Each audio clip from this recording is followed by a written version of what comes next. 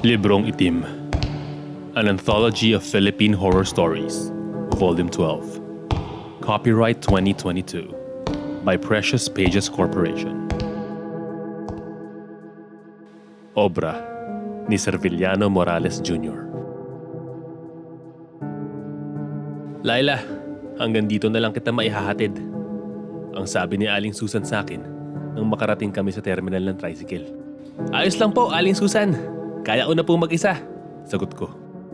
Baka bukas pag uwi ko galing sa butika, dadaanan kita saglit doon. Dagdag pa ng Ale. Umiling ako. Naku, wag na po. Kaya ko na po doon. Sabi ko na lang sa kanya para hindi na siya maabala. Nagpasalamat ako kay Aling Susan bago tuluyang umandar ang tricycle at ganoon din naman siya. Hinatid pa niya ako ng tingin at kumaway. Papunta ako sa bahay ni Madam Clara. Kasalukuyang amo ni Aling Susan. Ako muna ang pansamantalang magbabantay ng bahay ni Madam habang nasa Maynila siya dahil may dadaluhan daw itong business event. Hindi na bago sa akin ang manilbihan kay Madam Clara. Dati na rin akong nagluto sa kanilang bahay noong piyesta. Mabait si Madam at malaki rin magbayad. Kaya laking tuwa ako nang ako ang unang naisip ni Aling Susan na pansamantalang pumalit sa kanya dahil nagkasakit ang kanyang anak. Sa sobrang bait at galante ni Madam Clara, hindi ko pa rin maintindihan kung bakit marami pa rin nagpapakalat ng mapanirang kwento tungkol sa kanya. Kadalasan pa nga ay galing sa mga taong minsan niyang natulungan. Kesyo pumatol raw sa matandang mayaman at kabit daw si Madam. Natatawa nga ako kapag naririnig ko yun dahil sobrang ganda ni Madam Clara para maging kabit. Maputi, matangos ang ilong, brown ang mga mata, at diretso at mahabang buhok. Ika nga nila ay total package si Madam. Halos 20 minuto din ang lumipas bago ako nakarating sa bungad ng subdivision. Pasimple ko pang hinihimas ang puwitan ko dahil sa masakit na bakal na inuupuan ko na pinalalapan ng bato at maputik na daan. Nang nasa tapat na ng bahay, pinindot ko na ang doorbell at ilang segundo ay bumukas naman ang gate nito. Pagpasok ko ay sumalubong sa akin si Madam Clara. Nakatayo siya at nakangiti. Nakasuot siya ng hapit at puting low neck shirt na pinatungan ng pulang blazer at pencil skirt. Tinernuhan pa ito ng pulang heels na lalong nakadagdag sa katangkaran niya. Good morning, Madam! Pasensya na po at medyo natagalan. Bati ko sa kanya habang nagkakamot sa batok. Tinawanan lang niya ako at sinabing ayos lang at hindi naman siya nagmamadali. Bago umalis si Madam Clara, nag-iwan muna siya ng mga habilin. Uuwi raw siya bukas ng gabi. Napag-alaman ko rin na ako lang pala mag-isa sa bahay niya dahil hindi raw makakasipot ang hardinero na kinausap niya para ayusin ang hardin. Wala naman daw akong dapat gawin kung hindi ang magbantay lang. Ayaw lang daw talaga niya ang bahay na walang tao. Mukha raw malungkot. Ilang oras na mula nang makaalis si Madam Clara. Wala naman akong gaanong ginawa sa bahay maliban sa naglinis ng bahagya. Matapos niyon, siniguro kong sarado lahat ng pinto at gate para pwede na ako magpahinga. Malapit nang dumilim nang magising ako. Napasarap ang tulog ko dahil sa aircon sa kwarto ng mga guest. Nagluto ako ng hapunan at binuksan ng TV. Balita pa lang ang programa. Ayon sa balita, baka raw ngayong gabi maglandfall ang bagyo at nakasignal number 2 na ang lugar namin. Hindi ko maiiwasan ang mag-alala sa pamilya ko kaya nagpadala ako ng mensahe sa kanila. Pati na rin kay Aling Susan dahil malamang walang signal ang TV doon ngayon. 12:00 na ng gabi. Gising pa rin ako dahil nakatulog ako kaninang hapon. Wala na ako napapanood na maganda sa TV kaya pinatay ko na. Pipilitin ko sana matulog nang maalala ko ang mga artwork ni Madam. Kaya pumunta ako sa study room niya para pagmasdan ang iba niyang likha. Balita ko, fine arts daw ang natapos ni Madam Clara. Kaya normal lang na mamangha ako sa mga obra niya. Kaya nga fine arts din ang kukunin kong kurso sa kolehiyo dahil siya ang inspirasyon ko. Hindi ko mapigilang ma-excite dahil sa mga pader pa lang papunta sa study room ay may mga bago at magagandang painting na. Walang pagsidla ng tuwa ko nang malamang hindi nakalak ang study room. Kaya dali-dali ko itong binuksan. Ganun na lang ang pagkadismaya ko nang makita kong makalat at kaunting artworks lang ang nasa loob. Nagkalat ang mga pintura at mga basag na banga sa sahig. Gayunpaman, may pumukaw pa rin sa atensyon ko. May nakabalot ng puting tela sa sulok ng kwarto malapit sa bintana. Kita ko ang ibabang bahagi na hindi gaano natatakluban. Kaya nilapitan ko at dahan-dahang inalis ang taklob. Lumakas ang hangin at bumuhos ang ulan. Kaya isinara ko muna ang bintana bago tuluyang alisin ang taklob. Hindi matawaran ang sigaw ko nang makita ko ang isang estatwa ng babae na nakaluhod. Nakataas ang kamay nito na parang humihingi ng tulong. Bali ang liig at nakatingin sa akin ang lumuluhang mga mata. Nakatahi ang bibig pero kita sa kanyang muka ang paghihirap sa sitwasyon niya. Ilang sandali lang din, humupa ang takot sa dibdib ko dahil namangha ako sa galing ni Madam Clara. Tunay ngang total package si Madam. Bala ko pa sanang tignan ng mas matagal pa ang gawa ni Madam. Kaso biglang nag-brown out.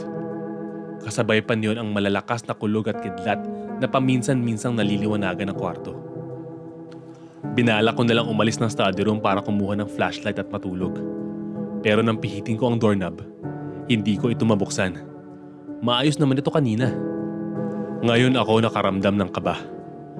Pinipilit kong pakalmahin ang sarili pero hindi ko maiwasan ang matakot sa dilim. Huminga ako ng malalim at sinubukang pihitin uli ang doorknob. Pero wala pa rin talaga. Kumulog ng malakas kaya wala sa sariling napalingon ako sa bintana habang nakatakip ang mga tainga. Nanginginig na ang mga kamay ko at naninikip ang dibdib. Natatakot man, sinulyapan ko ang sculpture ni Madam ng kumidlat saglit. Lalo itong naging nakakatakot dahil nakalimutan kong takpan. Dahan-dahan akong lumapit sa obra para sana takpan dahil baka magalit si Madam Clara. Wala na rin kasi akong balak bumalik sa kwarto na ito kapag naalabas ako. Kahit natatakot, pikit mata kong inabot ang tela sa sahig at dahan-dahang tinakluban ng estatwa. Tumakbo ako papalapit sa pinto para subukan uli na lumabas. Pero natapakan ko ang lata ng pintura kaya ako nadapa. Napaiyak ako ng tuluyan dahil sakit at takot. Habang nakadapa, kumidlat uli at lumiwanag saglit ang kwarto. Umabot na sa sukdulan ng takot ko at mas lumakas ang iyak nang makita ko sa peripheral vision na gumalaw ang obra ni Madam. Ang mas malala pa, wala itong taklob. Gumapang ang hilakbot sa aking balat at wala sa sariling napasigaw ng tulong dahil alam kong walang nakakarinig sa akin. Nanghihina ang mga tuhod ko pero pinilit kong tumayo para abutin ang doorknob. Pumalahaw na ako ng iyak nang hindi pa rin ako makalabas.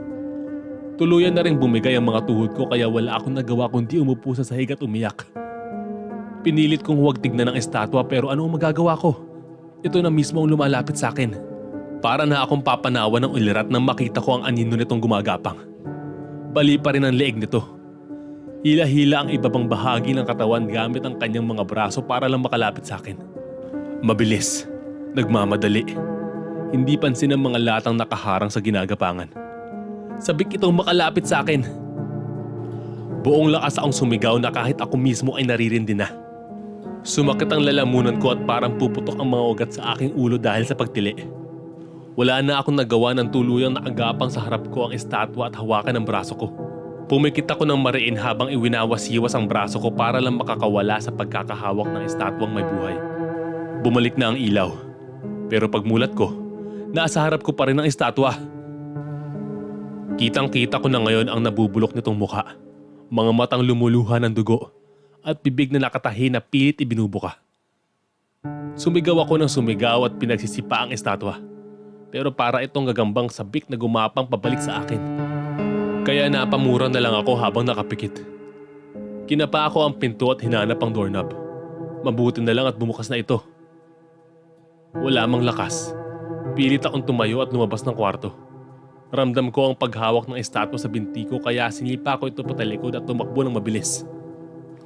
Bala kong bumaba ng hagdan at lumabas para umuwi na. Pero nag-brown out. Kaya nahulog ako sa hagdan. Paminsan-minsang kidlat na lang ang nagbibigay ng liwanag sa paligid na hindi nakatulong sa sitwasyon ko ngayon. Kita ko kasi ngayon ang estatwa na gumagapang pababa. Saglit na kumidlat at muling binalot ng kadiliman ng bahay. Pero hindi nakaligtas sa paningin ko ang estatwa na nasa kalagitnaan na ng hagdanan. Kumidlat at nasa dulo na ito. Pinilit kong umalis sa pwesto ko pero wala akong lakas. Kumidlat ulit at nasa paanan ko na ito. Napaiyak na lang ako nang naramdaman kong gumagapang sa ibabaw ko ang estatwa. Lalong lumakas ang hagulgul ko nang bumalik ang ilaw at sa isang iglap lang, kaharap ko na ang nakakatakot nitong muka. Umiiyak din ito. Pumapatak ang mga luha at dugo mula sa bibig na pilit ibinubukas sa mukha ko. Pigil na pigil ang pag-iyak ko dahil pakiramdam ko, pumapasok ang dugo sa bibig ko. Nakakakilabot ang lubog nitong mukha. Ibinaka nito ang bibig. Biglaan. Nahigit ko ang paghinga ko dahil pati ako nasaktan sa nakita ko. Rinig ko ang pagkapunit ng balat. Napasigaw kami pareho. Tumili na ako ng sobrang lakas nang maramdaman ang tagas ng dugo na pumapatak sa bibig ko. Pati ang estatwa, sumisigaw at umiiyak. Napapaibabawan namin ang lakas ng kulog at ulan. Pero may paulit-ulit itong binabanggit sa gitna ng pagpalahaw. Basement.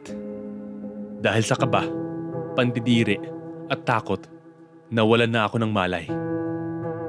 Nagising ako nang may tumapik sa balikat ko. Walang pag-aalinlangan, buong lakas ko itong itinulak. Tumayo at tumakbo ko pero nahawakan ako sa braso kaya nagsisigaw ako sa abot ng aking makakaya. Iha, anong nangyayari sa'yo? Para ang nakakita ng multo. Nung ni Aling Susan na nakahawak sa braso kong puno ng pasa. Binitawan niya ako nang makita akong umiwi. Nasaan ang sculpture? Mangiyak-ngiyak kong tanong na makita ang mantsa ng dugo sa sahig at hagdan kung saan gumapang ang obra ni Madam Clara. Hinatid ng hardinero sa study room. Ano bang nangyari sa'yo? Ang kalat ng bahay! Lumunok ako at tinignan si Aling Susan sa mga mata. Pumunta tayong basement. Sabi ko ng may diin.